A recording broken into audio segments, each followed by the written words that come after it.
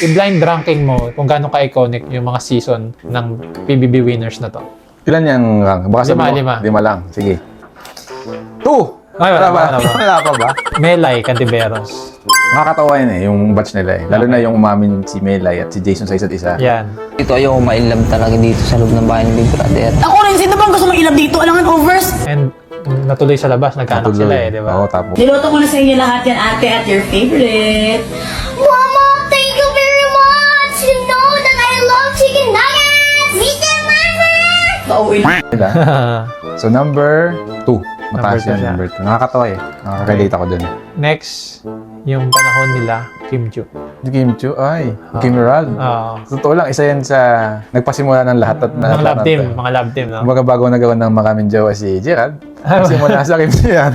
Ay, baka di na natin mag si Gerald, natakot tayo. Hindi naman. Pero, I mean, respect Gerald. Sana, Si Gerald Napoles na nangyayari hindi naman eh.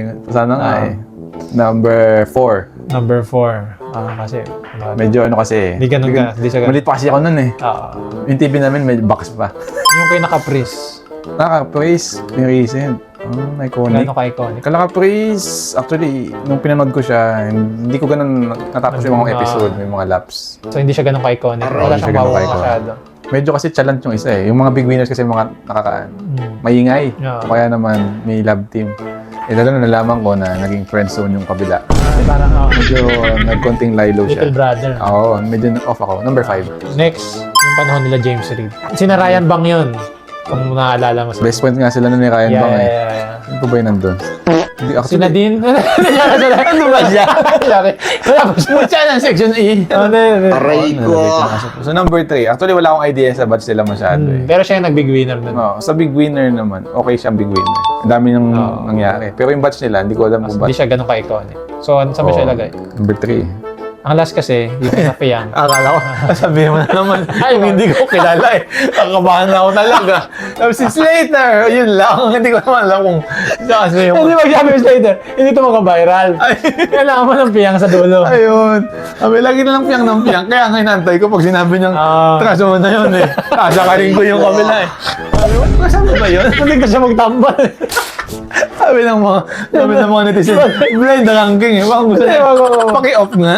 Hindi, yun nga, number 1. Number 1 siya kasi, bukod sa sinabi niya ng best na batch, justify ko, nakita naman na kahit ako, hindi na ako masyado nanood ng PBB. Napahook ako dahil sa kanya. Lalo na nung nagkakaroon na ng kaguluhan na nag-aaway-aaway na. Yung rap battle. Yung Yakap battle. Fiang, sino bang may manliligaw sa ating dalawa na nag-aantay? Yung kay Therese, doon na. Naging clicky na siya dahil doon sa mga parts. Sila din nagpauso nun ha, yung parang house challenger ata. Oo. Iconic rin kasi si Therese, no? Ang banda. Dahil first evicti ka? Marunong siyang makipagsabayan sa kaya. Nagtatakan pa nga sila eh. Na natulak si Therese. Pero sa dulo, ang nanaig pa rin. Si Fiang. Si Fiang. Tsaka yung batch niya, di ba? Parang 7 times siya na-nominate, 8 times siya na-nominate. Sunod-sunod po ko siya. Pero, Lagi siya nasisave. nasisave Kasi siya. pa siyang big win. Favorite siya ng taong bayan. Saka bukod doon, mas napakita niya talaga yung ugali niya. Compared sa iba na baka Masyadong play safe. artista na Oo. dating. Siya hindi siya play safe. Yeah. Dahil dyan, Yun na yan. Iconic. Cut mo yan.